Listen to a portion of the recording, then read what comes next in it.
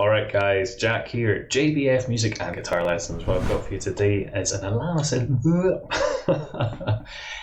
analysis to Band-Maid and their song Bestie. I've picked a shot here where they look like something out of the Polyphonic Spree, if you remember them. I just remember this like stage filled with people wearing like white robes and it looking a bit like a cult. Can't remember any of their music, but that's what memory popped into my head.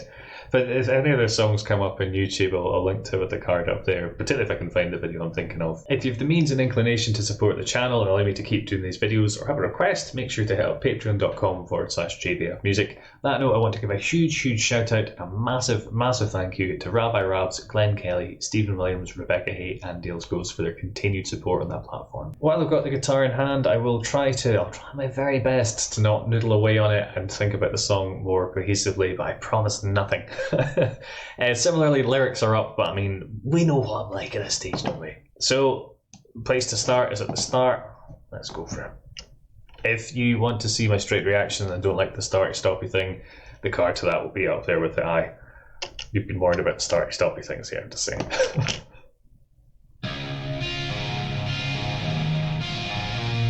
Cool.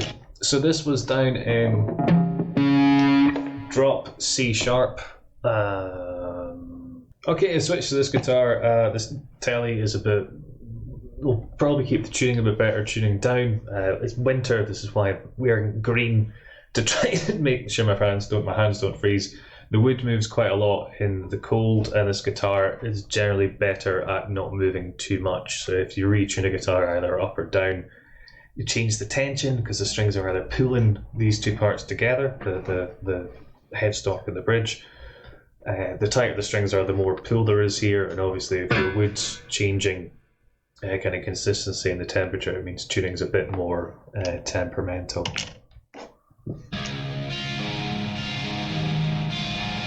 So you can see your thumb over the top here, and what she's doing is moving the lower note. So we've got the open string to begin with, up to there, and then over to here on the A string. It looks like a D shape.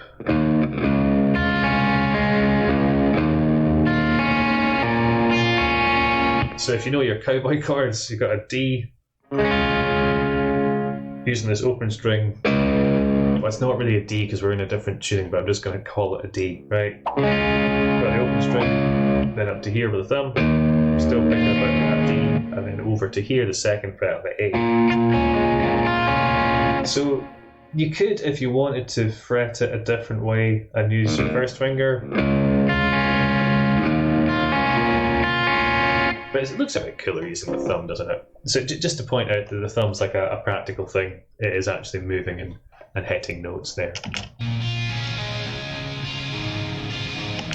The tone is quite an interesting one because it's surprisingly driven and quite fizzy, but also quite clear.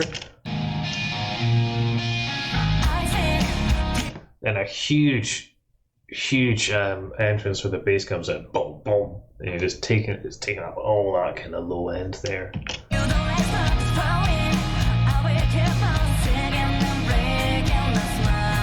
So it's a really kind of straightforward rocker, this one. Just dum dum dum dum dum. Oh, a little weird sort of fill there just to keep me on my toes. I always like how in these videos, you know, they'll have like a kind of nice natural environment. They're wearing white and whatnot, and then there's just this massive EVH cab and head with the vines wrapped around it.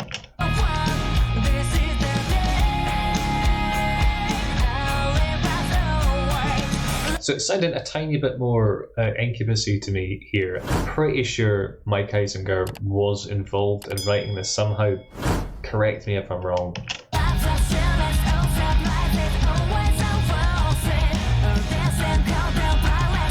So this is something that I really like bands doing, is using the toms in the pre-chorus. So the toms are the things on the drums that are like the boo-doo-doo-doo-doo-doo-doos.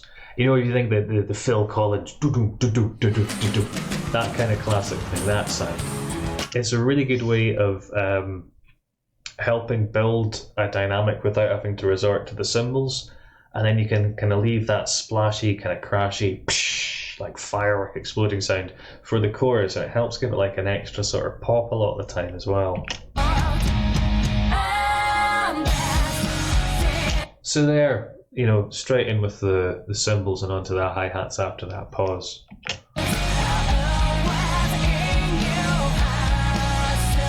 So keeping it incredibly simple for them, which is, what was I listening to? I'm not sure what order these videos will come out in, but there's another one that will come out that's a bit more complicated, where I was lamenting on what would it be like if they did something a bit more straightforward. So I'm about to find out here more, haven't I? Still going up high in the bass, still doing the kind of Band-Maid-y things.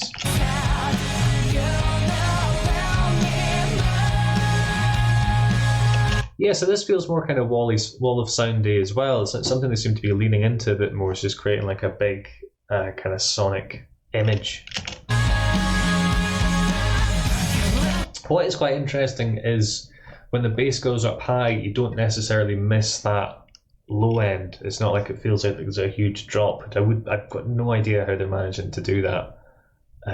Some sort of production wizardry that I don't know about. So that's something I'd probably need to try and swat up on myself. Back to that kind of tom thing there, yeah, on the drums.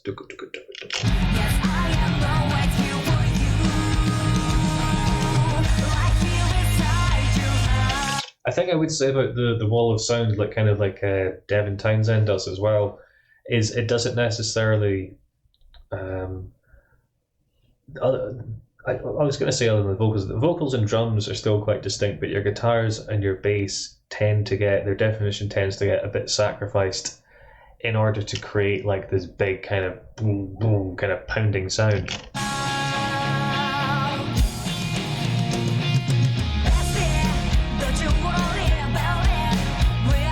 Okay, so here I can hear the twinkly parts coming in more, so this might be Band-Maid doing the typical thing of the second verse. You make it a bit more interesting, add more stuff into it. It's got slight vibes of, if you listen to like the older Eve 6 stuff, it's kind of like slightly, like upbeat, but slightly nostalgic kind of vibe in the guitar specifically.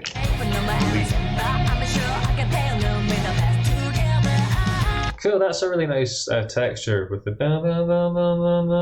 and the guitars sound like a wee band.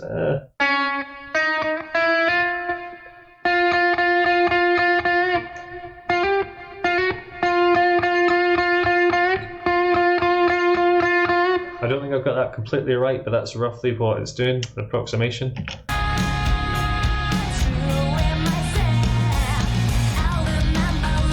And a really nice, I'm going to put that back, there's a really kind of smooth, minimal fill there in the drums, right? So just a and then into the thing, the next part. A very understated fill, because she quite often goes quite manic with them.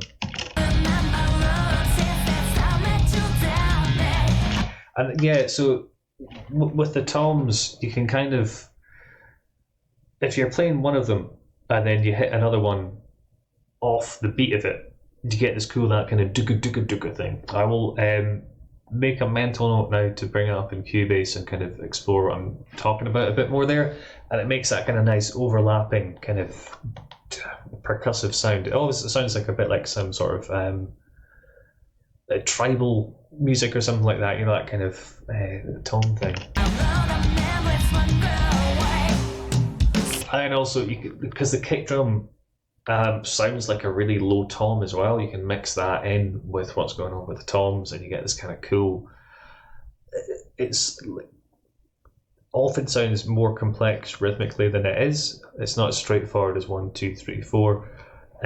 One that's popped into my head is Screamager and their song Therapy. It's actually the chorus that uses the toms there, and it's incredibly effective, and it just has this little extra hit on the floor tom, and it just sounds really cool. I've linked to that with the eye up there, because I don't think Therapy were particularly big across the Atlantic. And again, a nice neat little fill there. These are kind of what I'd call like pop fills. If someone was doing like a kind of pop session and keeping things nice and tight and in the pocket, but just giving it an extra little push between the sections.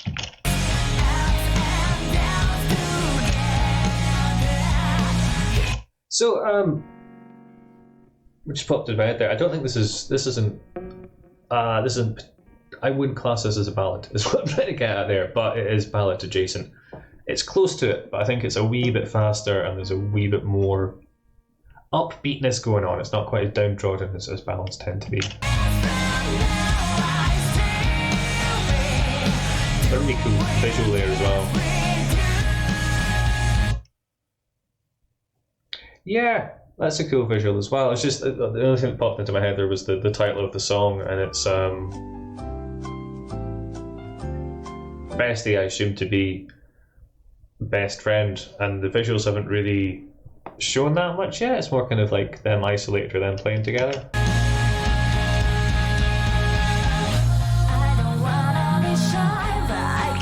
Cool, there's something cool going on here with the bass, where it's gone up higher and it's adding kind of more emotional quality to the chord changes.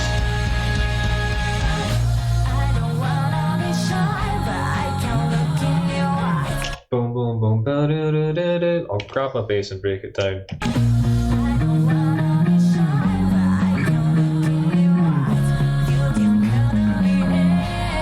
Right, so obviously Band-Maid being Band-Maid, they do the idea twice and then change it, and on the repeat here she changes it again. They've got this really nice theme and keeping that the same for those first two bars.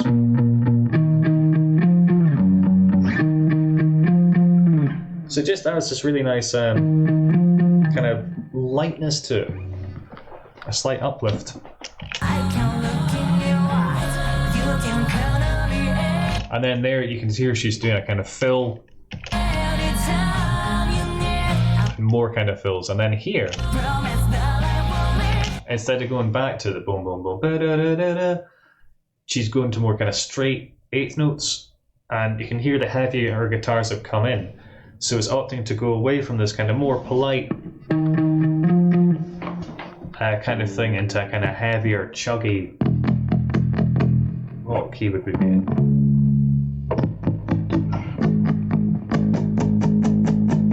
A kind of heavier chug, which I wouldn't have minded that bass part kind of being stretched out a bit more, because I thought that was a really lovely hook. The song's progressing and building here, and they don't want to milk it, so fair enough, that's what you're going to do. You're going to follow the song instead of going, no, I really like my bass, but I'm going to force it in here where it doesn't work. Adapt the part to work the song. And we've got a kind of it's a pentatonic kind of build up from Konami here with, I think, octave pedal doubling it an octave higher, and I think that's it. Oh no. Oh yeah, and then this kind of bend bit. So this is really interesting. Made me think there of Neil Young's like one note solo or something like that, because she's just doing one bend, and with that octave doubled up. I think it's just bending this note on the G up to here. Oops. I think she's hitting it every time. I will check this. Yeah, I'm hearing bam, bam, bam, bam. Now this is a simple enough bend, right? But to do it accurately involves practice. So it's not something you can, well, I can't anyway. It's something I'd need to sit at and work on, but I need to slightly warmer hands. It's one of the perils of living in not so sunny Scotland. Because it's just sounding like a mess there. So what you have to do is hit it, return to pitch, and then hit it again. So instead of just, you want to go bang, come back down.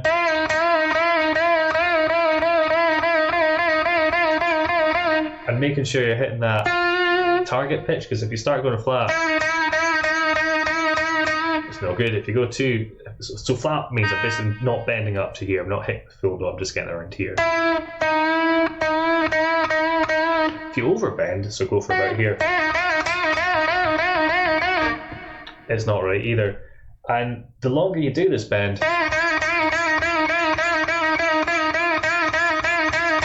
the more your hand's going to start to want to tense up and get fatigued. So you're going to have to adjust how much pressure you put into it to make sure you're still hitting it. So although it's a simple solo to get it sounding good, particularly live, it's kind of not. craft has gone into that, and also a lot of restraint to not whittle away and just do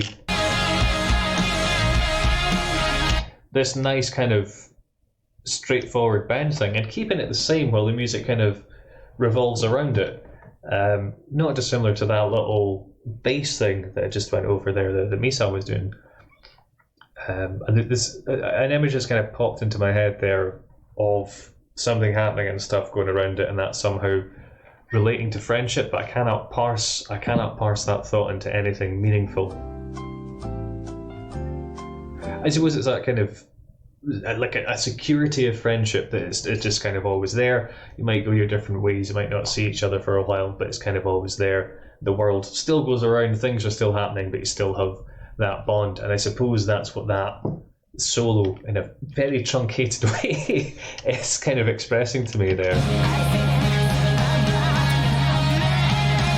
And quite a major lead into it as well. It's not like a downtrodden scale run she's doing, it's quite uplifting.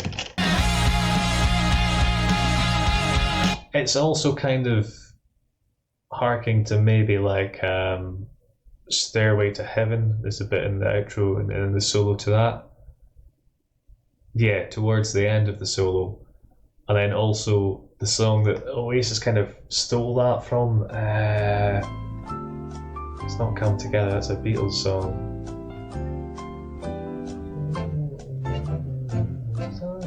Don't Look Back in Anger. There's a similar vibe at the end of that where it's this repeated bend going on, which I think is a double stop, whereas this one isn't. A double stop's like when you play two notes together, so a double stop bend, just for clarity, instead of being, we'd hold like this note as well and let's bend up to it. So you get this kind of dirtier.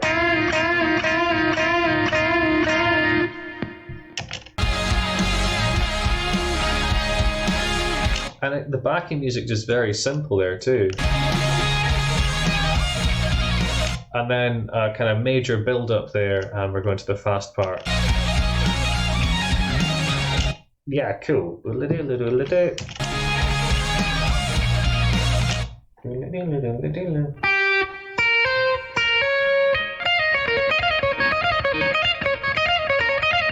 it's kind of like pentatonic thing.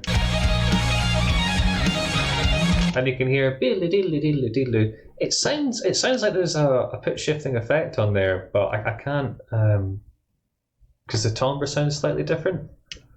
I can't see her fingers, so I don't know where she's playing. Also quite a kind of folky sound to it because it's using that pentatonic scale, which is prevalent in a lot of Celtic folk music, which kind of has that often a kind of artificial nostalgia to it because it's like for a time gone by, that kind of rose-tinted nostalgia sometimes. So what I'm saying, roundabout way of saying is musically it's quite a clever choice to get that kind of feeling of nostalgia and camaraderie as well, because that's essentially what folk music is. It's just people coming together to play songs and kind of busk them out and jam them out. In terms of the Celtic folk, I understand there'll be different types of folk around the world. The classic octaves, and then we've got a little weird Band-Maid bit here. So, 1, 2, 3, 4. Right, so it's gone into triplets, but she's kind of slurred them. So triplets, instead of it being 1, 2, 3, 4, 1, 2, 3, 1, 2, 3, 1, 2, 3, 1, 2, 3. So groups of 3 where there used to be groups of 2 or groups of 4, really. But there was a slight jarring thing there where she's messed about with how they're played. So let's try and work it out. I think she's holding back on them slightly, so stretch them out a little bit. So it's a bit more jarring, and then because she's dragged the beat a bit, this next section kind of feels like it comes in slightly early, so you get like a what's the best way to describe that? A slightly unexpected push.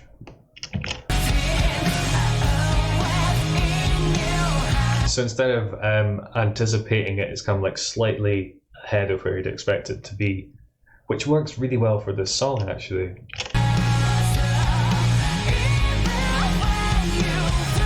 Yeah, so the lyrics here are kind of like, I'm guessing it's going to say, you know, we'll always be friends or something to that effect. Yeah, okay. So it's like someone there to kind of cheer you up. That's your pal. That's your bestie. Yeah, so not very Incubus-y at all. The intro guitar riff is a bit. Other than that, this sounds kind of like a Band-Maid song.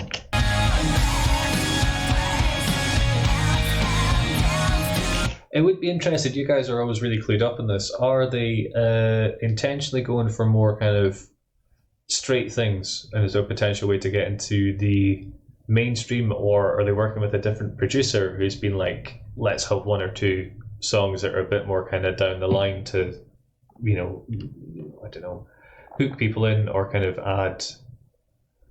This is really sounds like a really contradictory thing to say, but adding in a more straightforward song to add diversity to your album when there's more kind of 90-degree turns and weird stuff in it.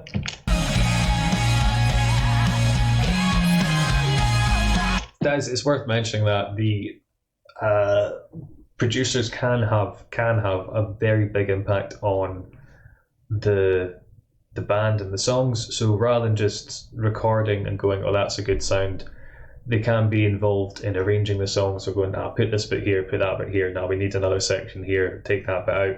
And it depends entirely on the band and the producer and that relationship between them as to how involved they are or aren't in that process.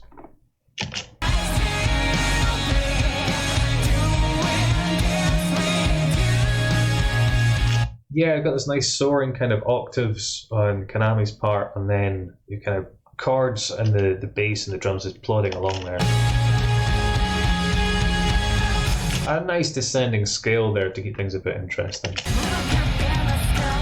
Back to the toms. That's got a real kind of solid rock funk to it. It's there's a nice bounce to that part.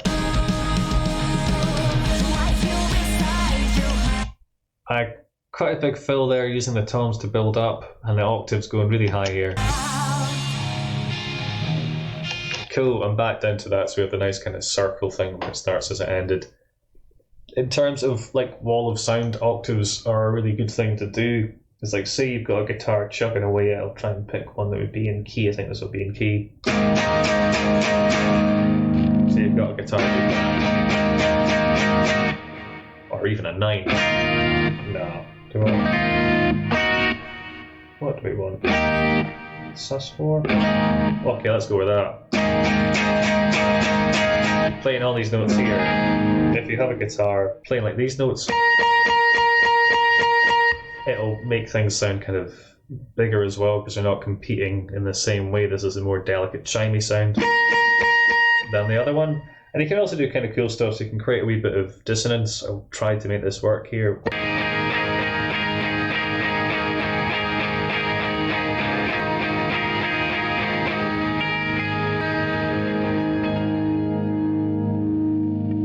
That might be a total mess. I don't know how well I played in time with myself there, but fingers crossed.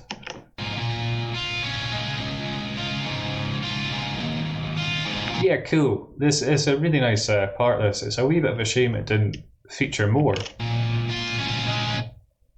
And then a really cool abrupt end there as well. So just ending part of the way through the riff. So hopefully that's explained a wee bit. Oh, hang on. Should we look at that a bit more? Probably should. And something that's just popped into my head here with this intro riff, that thing. What we've got is this same idea that as the bending and that kind of little film he did, where we've got one continuous thing, this chord, and then things changing around it. So we've got a D chord. You know, it's not a D, but we'll just pretend it is. D flat it would be, but we'll just call it D. And a D underneath.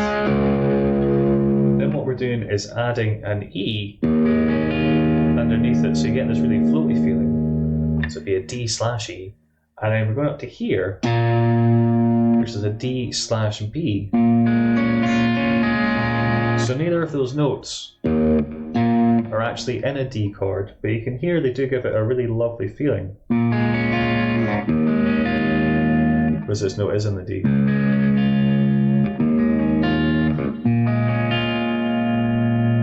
There's this idea of having this kind of static thing. Bring a slightly nicer tone there. And then the changes